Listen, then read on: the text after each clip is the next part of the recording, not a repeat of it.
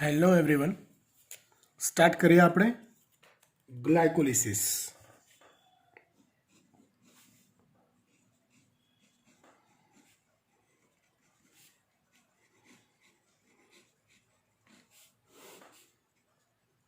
જો લાસ્ટ લેક્ચરમાં વાત એવી કંઈક થઈ હતી કે કોષીય શ્વસન એ જારક હોય કે અજારક. કોષીય શ્વસન એ જારક હોય કે અજારક.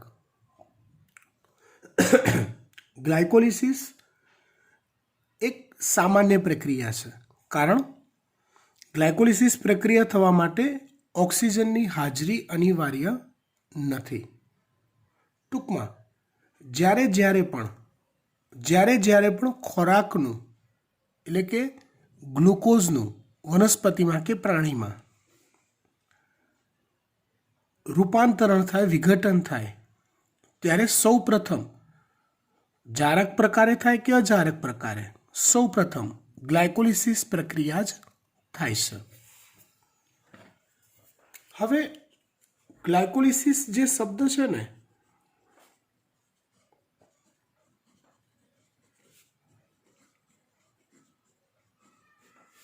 એ મૂળ ગ્રીક ભાષાનો શબ્દ છે,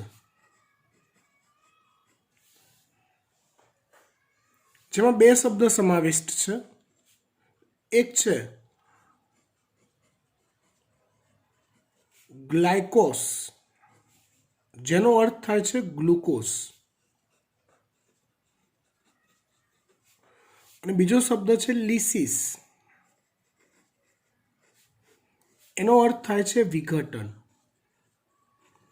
મતલબ ગ્લુકોઝનું વિઘટન, ઇટ મીન્સ ગ્લાયકોલિસિસ. લિસિસ બી કહેવાય કે લાઇસિસ પણ કહેવાય, ઉચ્ચારણ ફરક છે ખાલી. એટલે કે ગ્લુકોઝનું વિઘટનને ગ્લાયકોલિસિસ કહેવાય. આ પ્રક્રિયા જારક હોય કે અજારક શ્વસન હોય, એ બંને પ્રકારમાં એ સામાન્ય પ્રક્રિયા છે. સમજો, તમે વનસ્પતિમાં વહન ભણી ચૂક્યા છો. એમાં અન્નવાહક પેશી દ્વારા જે ખોરાકનું વહન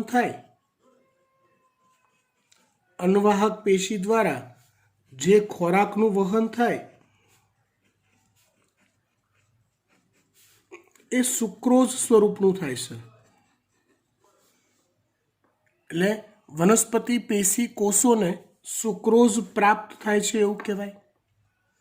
હવે સુક્રોઝનું જળ વિભાજન થાય અથવા વિઘટન થાય, અને એમાંથી ગ્લુકોઝનો એક અણુ અને ફ્રુક્ટોઝનો એક અણુ બને છે. જૈવિક અણુઓ નામના ચેપ્ટરમાં આપણે ગ્લુકોઝ અને ફ્રુક્ટોઝના અણુને નિર્જલીકરણની પ્રક્રિયાથી જોડીને સુક્રોઝ બનાવ્યો હતો. અહીંયા એની ઊંધી પ્રક્રિયા થાય, સુક્રોઝનું જળ વિભાજન થાય, એટલે સુક્રોઝની અંદર પાણીનો અણુ ઉમેરાય, ઉત્સેચક વપરાય સુક્રેઝ, અથવા એને કહેવાય છે ઇન્વર્ટેઝ. એના દ્વારા એ સુક્રોઝ ગ્લુકોઝ અને ફ્રુક્ટોઝમાં ફેરવાય. ગ્લુકોઝ અને ફ્રુક્ટોઝ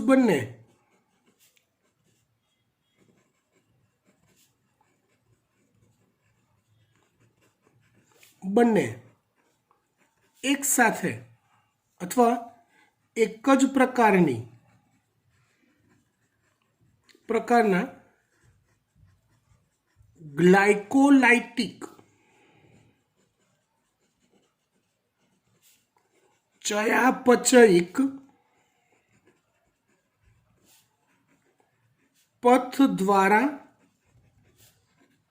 વિઘટન પામી શકે છે. ગ્લાયકોલાઇટિક ચયાપચયિક પથ એટલે હાલ હમણાં હું જે શીખવાડીશ તમને ગ્લાયકોલિસિસ વાળો, ભલે એની શરૂઆત હું ગ્લુકોઝથી કરીશ, પણ ફ્રુક્ટોઝ પણ સેમ પ્રકારે એ ચયાપચયિક પથનો ઉપયોગ કરી શકે છે.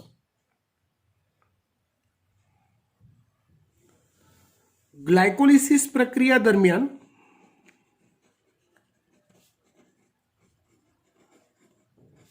દરમિયાન એટીપીના અણુઓ વપરાય પણ છે, એટીપીના અણુઓ ઉત્પન્ન પણ થાય છે અને NADH પ્લસ H પ્લસના અણુઓ પણ ઉત્પન્ન થાય છે અને પ્રક્રિયા પૂરી થતાં ગ્લુકોઝ કે ફ્રુક્ટોઝના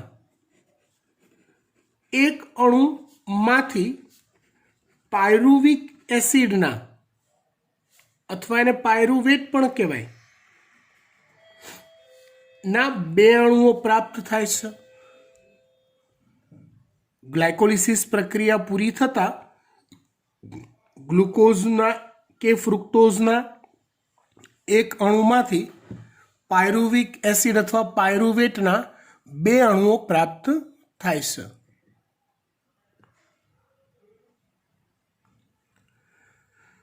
સમગ્ર ગ્લાયકોલિસિસ પ્રક્રિયા આપણે સવિસ્તાર સમજીએ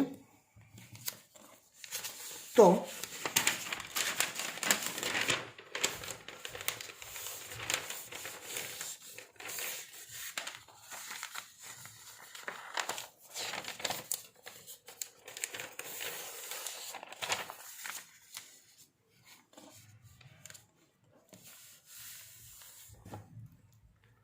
પ્રક્રિયાની શરૂઆત થાય છે ગ્લુકોઝ કે ફ્રુક્ટોઝથી.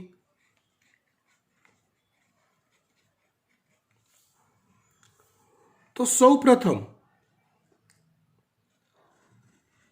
ગ્લુકોઝ એટલે 6 કાર્બન ધરાવતી શર્કરા, 6 કાર્બન ધરાવતી શર્કરા. અહીંયા જૈવિક અણુઓવાળા ચેપ્ટરનો મહત્તમ ઉપયોગ આવશે એટલે એ ચેપ્ટર તમારા મગજમાં સરસ ફરતું હોવું જરૂરી છે. સૌપ્રથમ ગ્લુકોઝનું ફોસ્ફોરીકરણ શબ્દ મેં લાસ્ટ લેક્ચરમાં સમજાયો હતો, યાદ હોવો જોઈએ.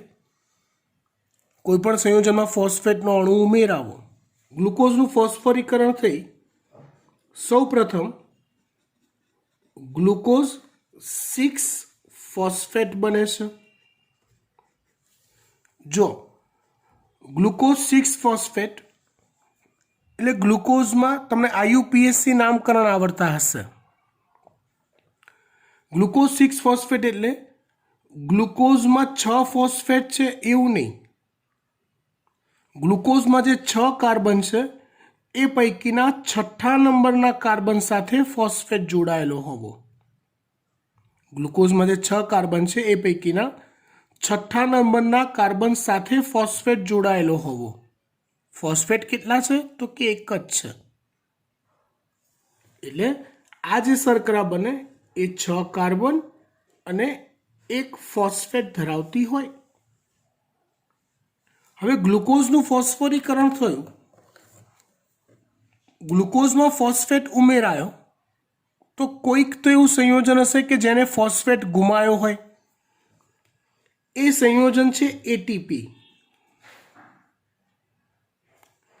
એટીપી પોતાનો એક ફોસ્ફેટ ગુમાવે છે એટલે કે એટીપીનું ડીફોસ્ફોરાયલેશન કે વિફોસ્ફોરીકરણ થાય છે અને એટીપી એડીપીમાં ફેરવાય છે. એડિનોસાઇન ટ્રાયફોસ્ફેટમાંથી એડિનોસાઇન ડાયફોસ્ફેટ બને છે, ટ્રાયની જગ્યાએ ડાય બને છે. 3 ફોસ્ફેટમાંથી 2 ફોસ્ફેટ થઈ ગયા અને એ જે ફોસ્ફેટ દૂર થયો એ ગ્લુકોઝમાં આવ્યો અને ગ્લુકોઝ 6 ફોસ્ફેટ બન્યો. આ સમગ્ર પ્રક્રિયા થવા માટે હેક્ઝોકાઇનેઝ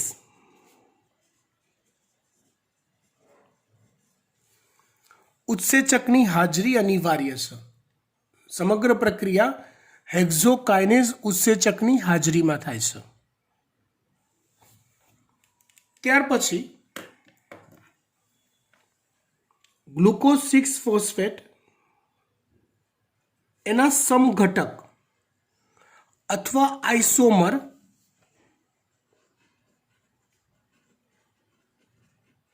ફ્રુક્ટોઝ 6 ફોસ્ફેટમાં ફેરવાય છે। જો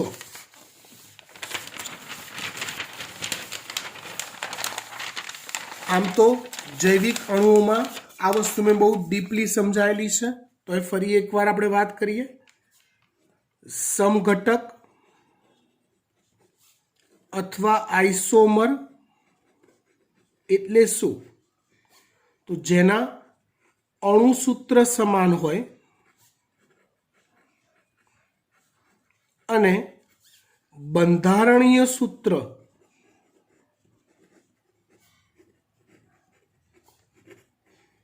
ભિન્ન હોય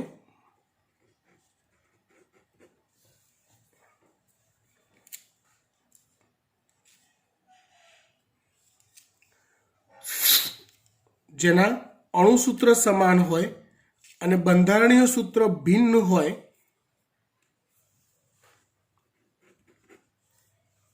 એક મિનિટ પેન બદલી લો।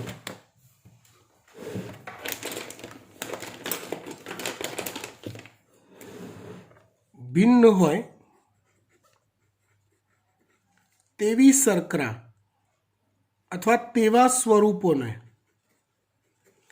એકબીજાના સમઘટક અથવા આઇસોમર કહેવાય છે। અહીંયા જુઓ, ગ્લુકોઝ એ હેક્ઝોઝ શર્કરા છે જેનું અણુસૂત્ર C6H12O6 છે। ફ્રુક્ટોઝ એ પણ હેક્ઝોઝ શર્કરા છે જેનું અણુસૂત્ર C6H12O6 છે। પણ આ આલ્ડોઝ શર્કરા છે અને આ કીટોઝ શર્કરા છે। આમાં ક્રિયાશીલ સમૂહ આલ્ડીહાઇડ છે, આમાં ક્રિયાશીલ સમૂહ કીટોન છે। મતલબ બંનેના બંધારણ જુદા જુદા છે પણ બંનેના અણુસૂત્ર એક સમાન છે। તો આવા સંયોજનોને એકબીજાના સમઘટક અથવા આઇસોમર કહેવાય। તો અહીંયા ગ્લુકોઝ 6 ફોસ્ફેટ એના સમઘટક અથવા આઇસોમર ફ્રુક્ટોઝ 6 ફોસ્ફેટમાં ફેરવાય છે। અહીંયા 6 કાર્બન એક ફોસ્ફેટ ધરાવતી શર્કરા આવશે। ફ્રુક્ટોઝ 6 ફોસ્ફેટનું ફરીથી ફોસ્ફોરીકરણ થાય છે। ઓલરેડી આમાં એક ફોસ્ફેટ તો છે જ, બીજો એક ફોસ્ફેટ ઉમેરાય છે જેના લીધે ફ્રુક્ટોઝ 1,6 બાય અથવા ડાય ફોસ્ફેટ બને છે। એક ફોસ્ફેટ હતો જે 6થા નંબરના કાર્બન પર હતો, બીજો એક ફોસ્ફેટ ઉમેરાયો જે પહેલા કાર્બન પર ઉમેરાયો। આથી ફ્રુક્ટોઝ 1,6 બાય એટલે 2 બાય ફોસ્ફેટ બને છે। એક ફોસ્ફેટ 6 કાર્બન અને પછી એક ફોસ્ફેટ, આવું સ્વરૂપ થયું। ફ્રુક્ટોઝ 6 ફોસ્ફેટનું ફોસ્ફોરીકરણ થયું એટલે બીજું કોઈ એક સંયોજન હશે જેનું વિફોસ્ફોરીકરણ થતું હશે, તો એ સંયોજન છે પાછો એટીપી। એ પોતાનો એક ફોસ્ફેટ ગુમાવે છે અને એડીપીમાં ફેરવાય છે। એ ફોસ્ફેટ ફ્રુક્ટોઝ 6 ફોસ્ફેટ દ્વારા સ્વીકારાય છે અને ફ્રુક્ટોઝ 1,6 બાય ફોસ્ફેટ બને છે। સમજી ગયા? ફ્રુક્ટોઝ 1,6 બાય ફોસ્ફેટ એવું સંયોજન છે કે જેમાં ટોટલ 6 કાર્બન ધરાવતી રચના છે અને 2 ફોસ્ફેટ આવેલા છે। હવે આ જે ફ્રુક્ટોઝ 1,6 બાય ફોસ્ફેટ છે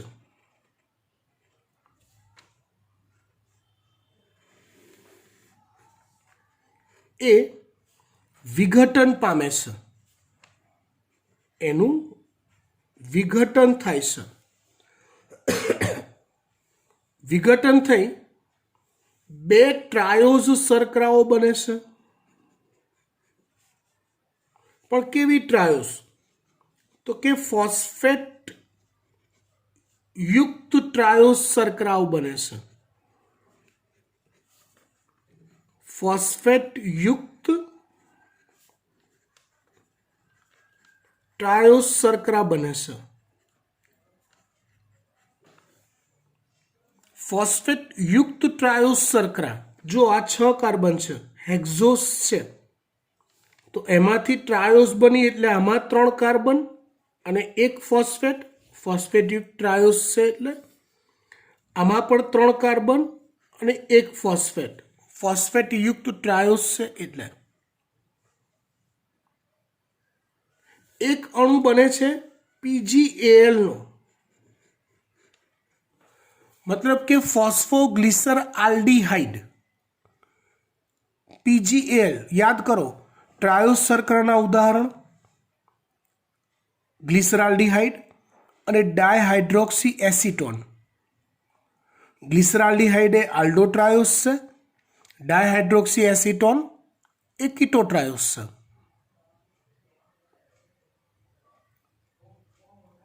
બરાબર.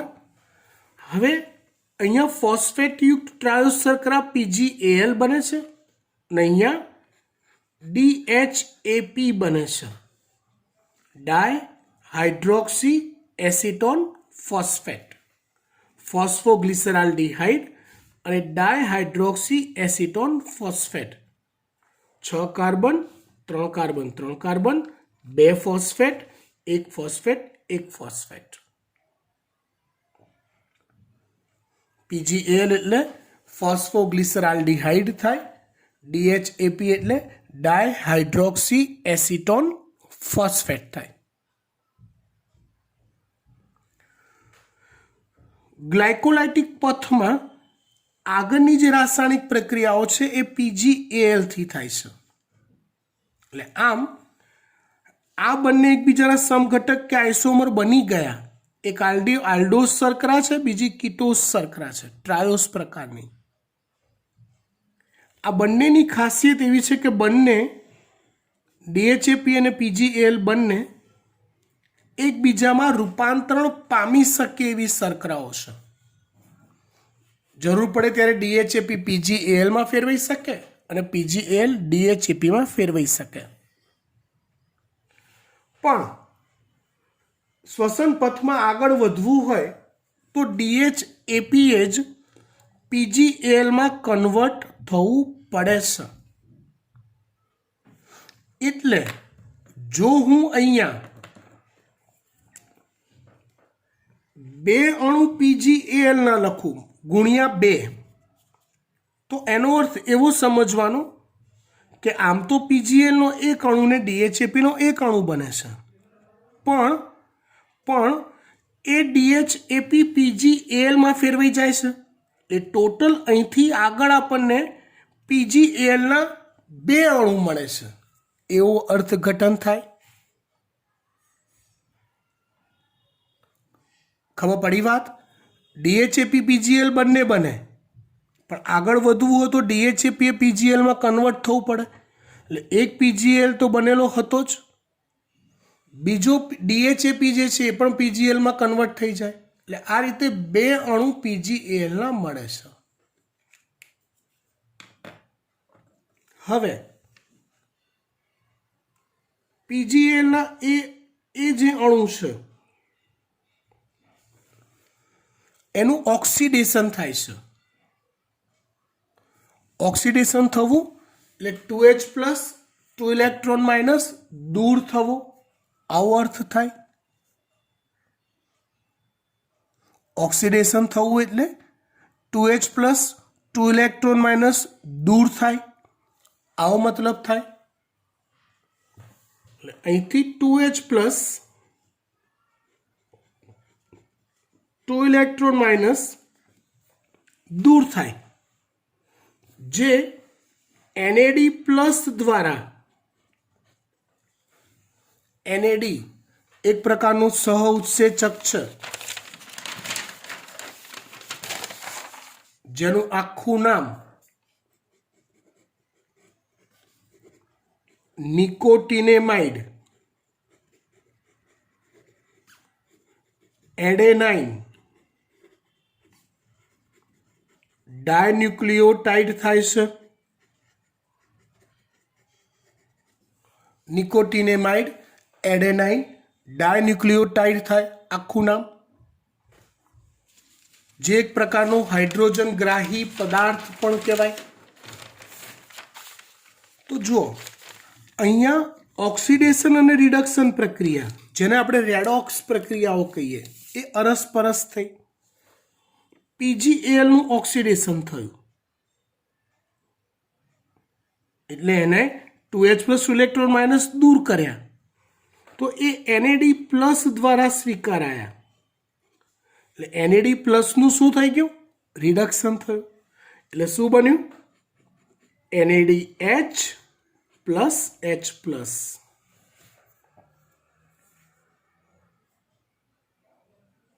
એ સિવાય PgAl આધારકમાંથી, કેમ કે આ પ્રક્રિયા કોષરસમાં થાય છે, કોષરસ આધારકમાં થાય છે, કોઈ અંગિકામાં નથી થતી.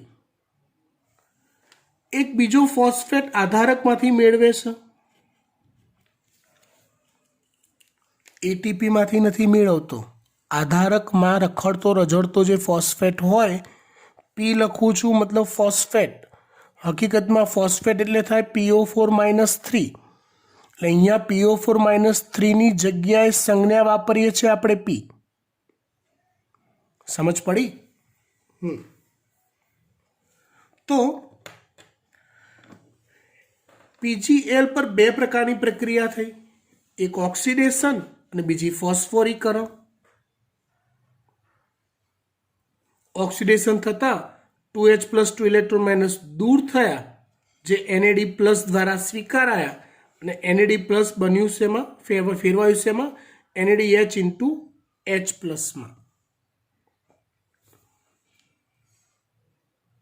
હવે આ બે પ્રક્રિયા થવાથી PgAl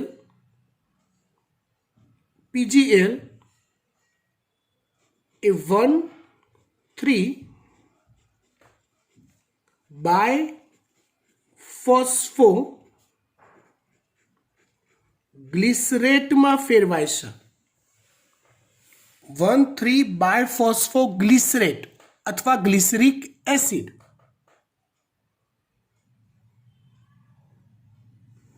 ઓલરેડી PgAl, ચલો આ PgAl 3 કાર્બન અને 1 ફોસ્ફેટ ધરાવતી શર્કરા હતી. એમાં એક ફોસ્ફેટ ઉમેરાયો. જો અહીંયા કાર્બનની કોઈ વધઘટ નથી થઈ. એક વસ્તુ યાદ રાખો, જ્યાં સુધી CO2 કાર્બન ડાયોક્સાઇડ ઉમેરાય નહીં ત્યાં સુધી કાર્બન વધે નહીં સંયોજનમાં, અને જ્યાં સુધી CO2 દૂર ના થાય ત્યાં સુધી કાર્બન ઘટે નહીં. આ વસ્તુ યાદ રાખવાની.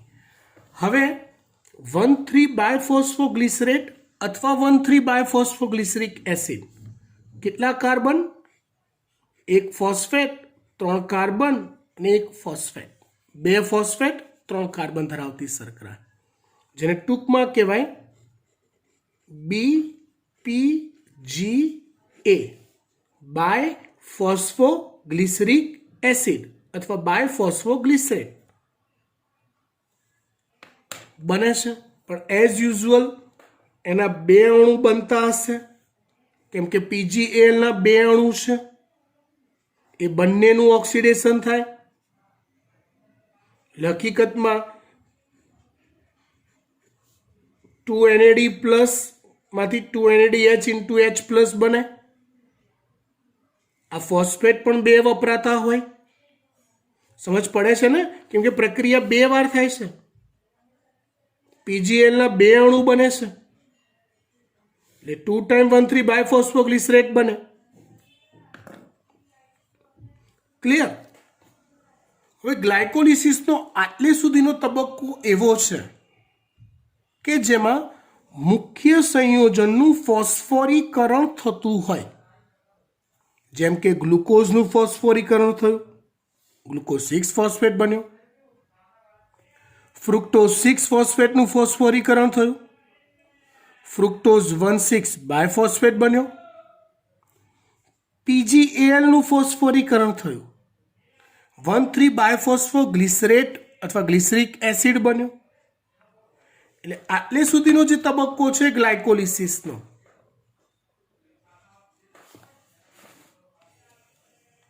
એ તબક્કાને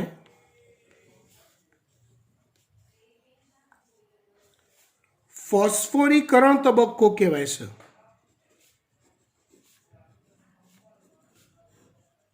અથવા ફોસ્ફોરાયલેશન તબક્કો કહેવાય છે આટલે સુધીનો.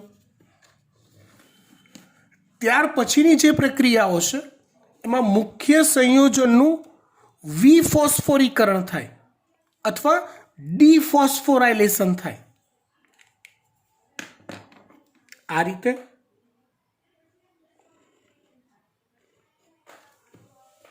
બાયફોસ્ફોગ્લિસરિક એસિડનું વિફોસ્ફોરીકરણ થાય એટલે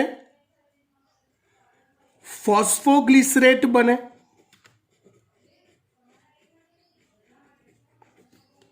અથવા એને PgA કહેવાય. કાર્બન 3 ફોસ્ફેટ 1, આનું વિફોસ્ફોરીકરણ થયું તો એ ફોસ્ફેટ ADP દ્વારા સ્વીકારાય અને ADP શેમાં ફેરવાય? ATPમાં.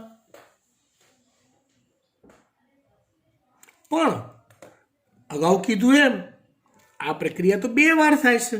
2 PgAl બનશે એટલે 2 અણુ PgA ના બને અને 2 ATP મળતા હોય. આ 1 ATP બીજી વાર થાય તો 2 ATP. ડન. હવે આ જે PgA છે ફોસ્ફોગ્લિસરેટ, એ ફોસ્ફોગ્લિસરેટ પાણીનો અણુ ગુમાવે છે. પાણીનો અણુ ગુમાવે છે અને ગુમાવે એટલે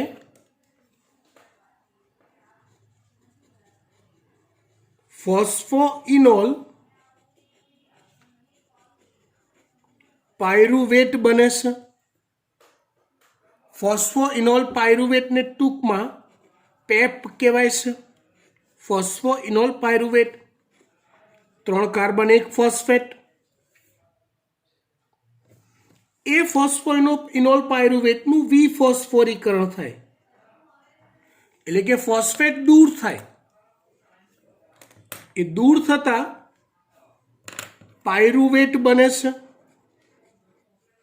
અથવા પાયરુવિક એસિડ બને છે 3 કાર્બન યુક્ત. એઝ યુઝ્યુઅલ આ પ્રક્રિયાઓ 2 વાર થતી હશે એટલે 2 ટાઈમ.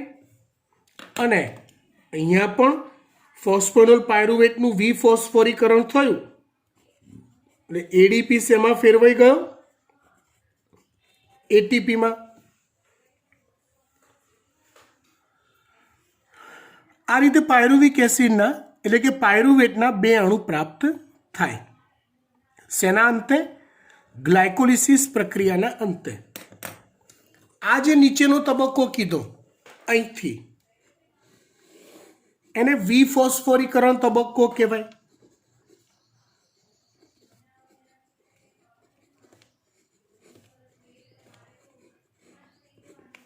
કયો તબક્કો કહેવાય? વિફોસ્ફોરીકરણ તબક્કો, જેમાં મુખ્ય સંયોજનમાંથી ફોસ્ફેટ દૂર થતા હોય. સમજ પડી વાત? આ રીતે પાયરુવિક એસિડના 2 અણુ બને. સમગ્ર ગ્લાયકોલિસિસ પ્રક્રિયાના લેખાજોખા આપણે જોઈએ તો સમગ્ર ગ્લાયકોલિસિસ પ્રક્રિયામાં તમે જુઓ તો શરૂઆતનો જે ફોસ્ફોરીકરણ તબક્કો છે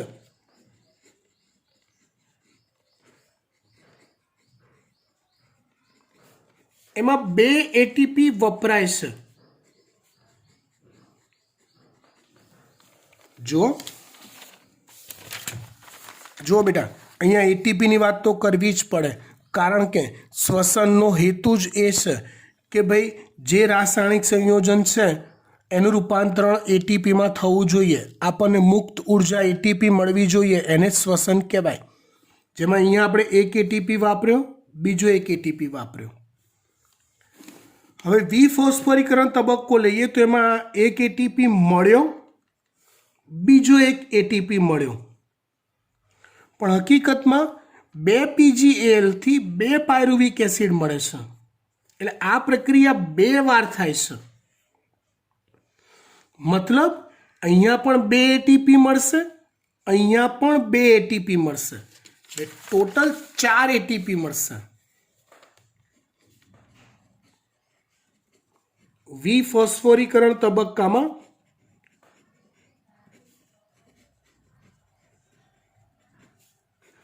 ટોટલ 4 એટીપી પ્રાપ્ત થાય. એટલે આમ 2 એટીપીનો ચોખ્ખો નફો ગ્લાયકોલિસિસ પ્રક્રિયામાં પ્રાપ્ત થાય છે. અને 2 અણુ NADH પ્લસ H પ્લસના પ્રાપ્ત થાય છે. જો આ એક પ્રક્રિયા 2 વાર થાય છે, એટલે 2 અણુ NAD પ્લસ ઇન્ટુ H પ્લસના પ્રાપ્ત થશે. समझी क्या? श्वसन कोई भी हो, जारक के अजारक, ग्लाइकोलिसिस तो होता ही है, उसमें कोई फेरफार नहीं होता, ग्लाइकोलिसिस तो होगा ही होगा. चलो આપણે સમગ્ર ગ્લાયકોલિસિસ પ્રક્રિયાને એક સ્ટેપમાં લખીએ તો ગ્લુકોઝમાંથી 2 અણુ પાયરુવિક એસિડના અથવા પાયરુવેટના મળ્યા, એવું કહેવાય આ ગ્લાયકોલિસિસ થયું. હવે એ 2 અણુ પાયરુવિક એસિડના મળ્યા પછી ભાગલા પડી જાય. કેવા? હવે આગળ શું થશે? તો કે જારક શ્વસન થશે કે અજારક? શું થશે બોલો? જો જારક શ્વસન થશે તો એમાં ક્રેબ્સ ચક્ર નામની પ્રક્રિયા થશે, ઓક્સિજનની હાજરીવાળી. મેં ગયા લેક્ચરમાં સમજાવ્યું હતું. એને રિલેટેડ ETS થશે, ઇલેક્ટ્રોન ટ્રાન્સફર સિસ્ટમ, અથવા એને કહેવાય ઓક્સિડેટિવ ફોસ્ફોરીકરણ.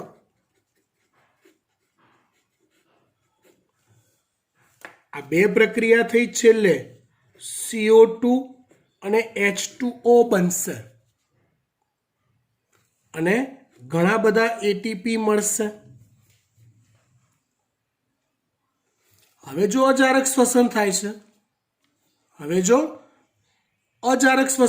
છે, તો એમાં પાછો ઓપ્શન હોય.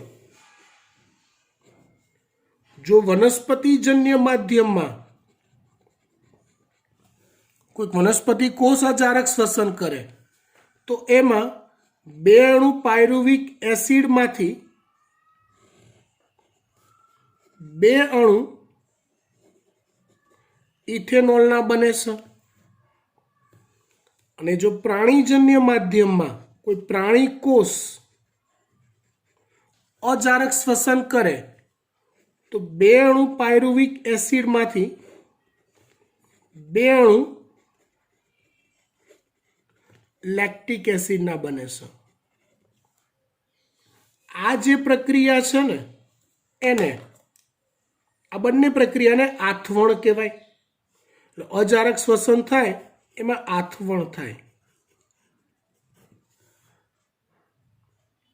એને આથવણ કહેવાય. આ વનસ્પતિજન્ય માધ્યમમાં થતી આથવણની પ્રક્રિયા થાય, આ પ્રાણીજન્ય માધ્યમમાં થતી આથવણની પ્રક્રિયા થાય. ચેપ્ટરમાં હજી આટલું શીખવાનું બાકી છે કે ભાઈ ગ્લાયકોલિસિસમાંથી પાયરુવિક એસિડ કેવી રીતે બન્યો એ શીખી ગયા. હવે પાયરુવિક એસિડમાંથી અજારક શ્વસન થઈ એટલે કે આથવણ થઈને શું શું બને, પછી જારક શ્વસનમાં એ પાયરુવિક એસિડમાંથી જારક શ્વસનમાં ઓક્સિજનની હાજરીમાં ક્રેબ્સ ચક્ર અને ETS થઈને આ બધું કેવી રીતે બને એ ડીપમાં શીખવાનું બાકી.